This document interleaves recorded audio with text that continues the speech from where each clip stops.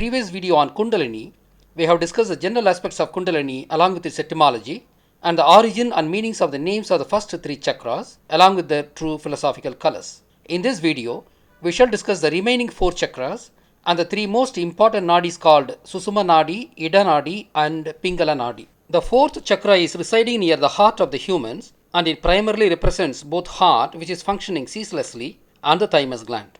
The thymus gland, despite containing glandular tissue and producing several hormones, is much more closely associated with the immune system than with the endocrine system. The thymus serves a vital role in training and development of T lymphocytes or T cells, an extremely important type of white blood cell.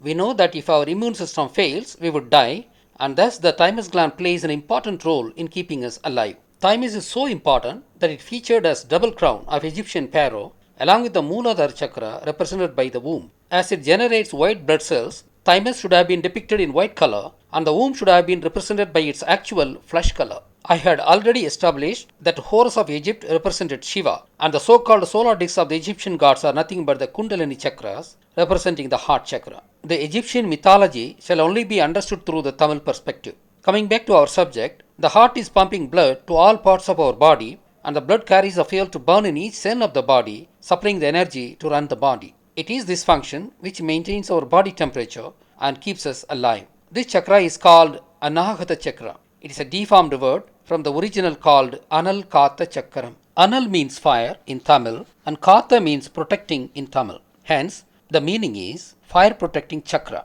It protects the fire, that is the temperature of the body, which also means that it is vital to keep the body alive. The heart constantly pumps blood carrying the nutrients to and the toxic wastage out of the cells, and the blood also contains the white T cells produced by the thymus, which helps the immune system to keep us alive. The dead body becomes cold, and hence, as the chakra is keeping the body hot and alive, it is rightly called Anahata Chakra. Anal plus Kata, Analkata, Anakata, Anahata, Anakata, Anahata, Anahata. The color of the chakra is red as both thymus and the heart are both red colored and the color of the blood that the heart carries is also red. The color of the fourth chakra according to Aaseevaha should also be red as Anal meaning fire is red and hence the philosophical color of this chakra is also red. Aren't you surprised that the natural color of the chakra itself is matching the respective colors of the Aaseevaha and also its philosophical color? There are a lot more surprises awaiting you. The fifth chakra is located in the throat. It controls the thyroid gland. The thyroid gland is an endocrine gland located just under Adam's apple in the throat. It secretes a hormone called thyroxine into the bloodstream, which controls the body's metabolism, that is, the rate at which the body burns the fuel for energy. It also controls the body's utilization of fat. Too little thyroxine can cause excessive fat to accumulate, which can lead to weight gain. We have seen that the third chakra helps convert food to fuel, and the fourth chakra carries it to the cells, and the fifth chakra helps burn the food in each cell. Persons with a hypothyroid symptom would be very fat and they cannot withstand cold as there is insufficient thyroxine to burn the food. Hence, the normally functioning thyroid gland cleans up the cells of the body of fat. Hence, this fifth chakra does the cleanup operation also while performing the essential role of burning the fuel into energy. Philosophically, burning is also a cleanup operation and we know that sterilization involves heating or burning. Sita had to walk on fire to prove her purity. Hence, the ancient Tamil Siddha called it Suddha Chakra, meaning clean-up chakra, as Suddham means clean in Tamil. V means great and hence V plus Suddha plus Chakram, Visuddhi Chakram, Visuddhi Chakra. Visuddhi Chakra means the great clean-up chakra. What should be the color of the chakra?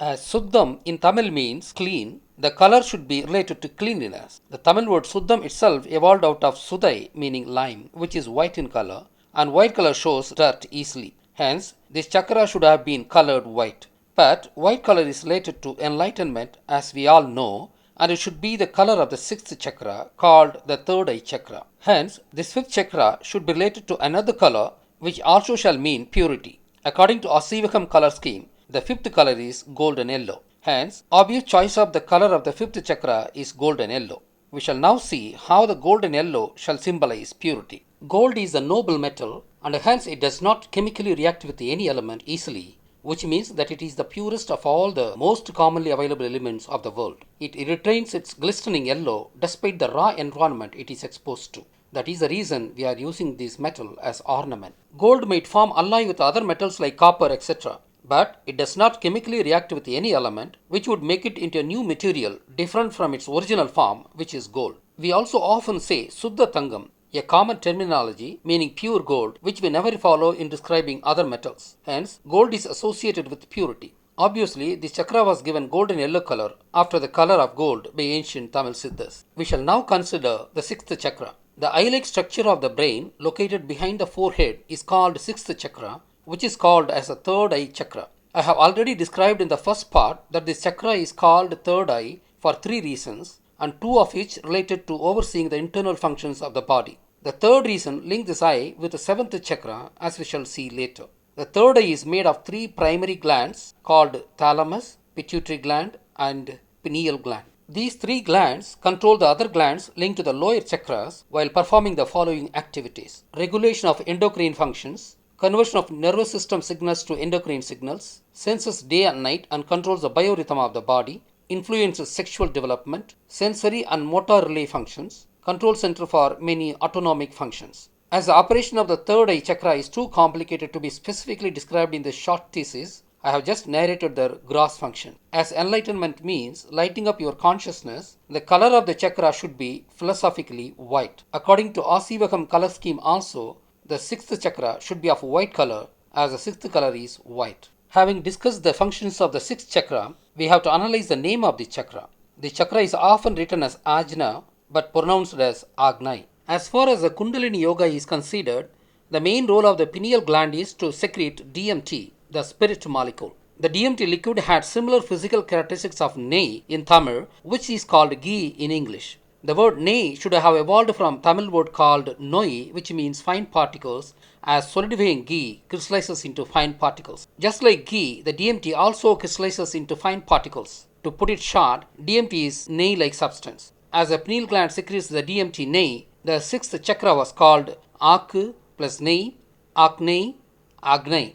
Aku means make, and hence the name of the chakra means make nei, which means make DMT, a fitting name for the chakra. We shall explore another possible etymological origin of the name of this chakra. Enlightenment shall also be called as a spark of wisdom, and hence the sixth chakra shall also be called after a spark of fire. One of the words for fire is Agni. So far, no one knows the etymology of Agni.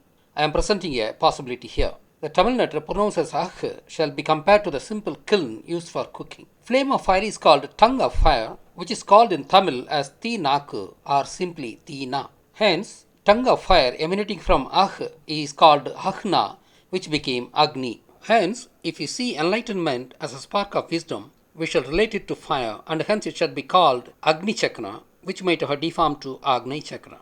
But this chakra does not emit fire as projected by the Hinduism of the Arya Brahmins. Shiva is not the god of destruction. Of these two possibilities, I consider the first possibility, that is, making DMT, might be the real origin of its name Agni. In fact, the name Agni for fire would have also evolved out of the third eye.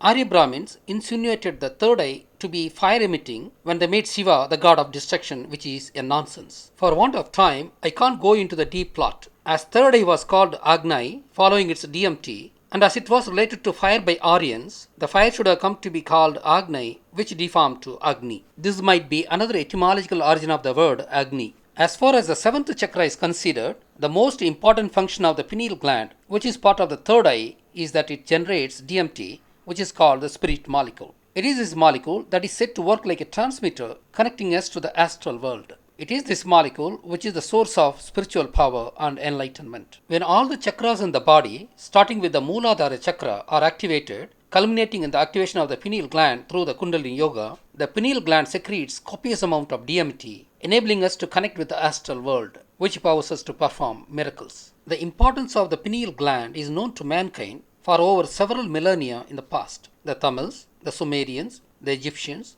the Chinese, and the Mayans all knew the miraculous powers of the pineal gland. The ancient Tamil Siddha who discovered it was Shiva, the first Siddha of the world. That is perhaps the reason that he is often depicted with the third eye. I have established in the video startling facts on Egyptian mythology and Orient star constellation that Horus of Egypt was Shiva himself, and the eye of Horus is actually the third eye of Shiva. Hence, it establishes the fact that Shiva was an ancient Siddha, predating the mythological figure Horus of Egypt, and it was he who discovered the functions of the pineal gland. The seventh chakra is said to be spinning above the head, and it is not within the body. Moreover, it is communicating with the spirits, and the spirits have no physical shape and cannot be seen by the physical eyes. Obviously, this chakra cannot have any solid color, and it has to be transparent philosophically. As per Aaseevaham, the seventh color is transparent, and it coincides with the philosophical color of the seventh chakra. The chakra is what is customarily depicted as halo, circling behind the heads of the enlightened saints. As the chakra is situated above the body,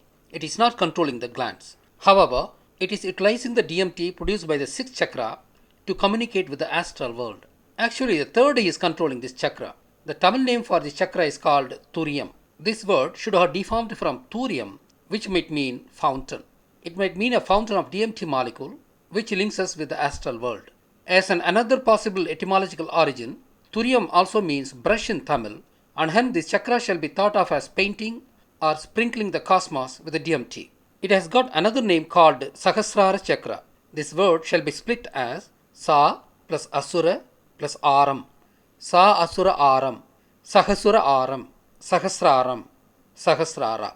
Sa means long, Asura means gigantic, Aram means spoke, and hence Sahasrara Chakra means long and gigantic spoked wheel, meaning a wheel of great reach. The more we perform Kundalini Yoga, the more we are tapping the cosmic wisdom, which makes us the healers and miracle makers. Every civilization has information that yogis performed miracles. The Tamil civilization that produced the original yogis has copious references on yogis performing miracles. That is how the enlightened Siddhars came to be called gods. Siva, Muruga, and Vishnu were human Siddhas, and they were worshipped as gods because of their extraordinary wisdom or the miracles they performed, or both. We shall now investigate the Ida, Pingala, and Susuma Nadi related to Kundalini Yoga. The word Ida is claimed to be Sanskrit word meaning comfort.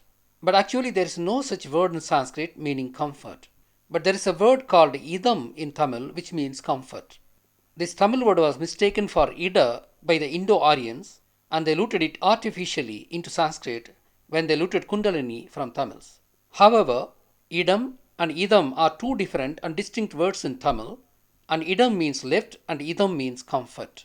As far as Kundalini is considered, this Nadi is called Ida Nadi and not as Ida Nadi. This Ida Nadi is endowed with a feminine character. The left side of a human is feminine in character, and hence this Nadi with its feminine character is called left Nadi, and as Ida means left in Tamil, it was called Ida Nadi. This Nadi is said to be linked to pituitary gland. The Pingala Nadi is masculine Nadi, and this Nadi is said to be linked to pineal gland. Etymology of Pingala is not available anywhere. The word Pingala is said to mean tawny color in Sanskrit. Venkalam is a Tamil word for alloy metal which is similar to brass, which is of tawny color. This word, when deforms, becomes Penkalam and finally Pengalam, not Pingalam. Hence, Pingala does not mean tawny as Brahmins claim. Hence, Pingalam shall have evolved from other possibilities. There are two possibilities. One is Pinkalam. It means back vessel. As pineal gland is situated at the back of the third eye, and as it secretes DMT liquid, it might have been called Pin plus Kalam, Pinkalam, Pingalam, where Pin means back in Tamil and Kalam means vessel, and hence Pingalam means back vessel. There is another possibility. Vin plus Kalam, Vinkalam, Vingalam, Pingalam. Here Vin shall mean the astral world in Tamil. Kalam means vessel which produces DMT which connects us to the astral world. The Vinkalam deformed to Pinkalam and finally Pingalam. Hence both these etymologies are fitting, and Pingalam might have meant both when they named it in Tamil. The Ida Nadi is said to be linked to pituitary gland and is attributed with the feminine character. Pingala Nadi is said to be linked to pineal gland and is attributed with the masculine character. Susuma Nadi is neither feminine nor masculine, and it is called neutral Nadi. Su means great and Sama means neutral, and hence this Nadi was originally called Susama Nadi, which deformed to Susuma Nadi, meaning the great neutral Nadi. Su plus Sama, Susama, Susuma. This is the etymology of Susuma Nadi. The etymology of Kundalini, Ida, Pingala, and Susuma are not found anywhere, as well as the names of the chakras, and I have revealed the etymological origin of these words which were lost over 2 millennia ago.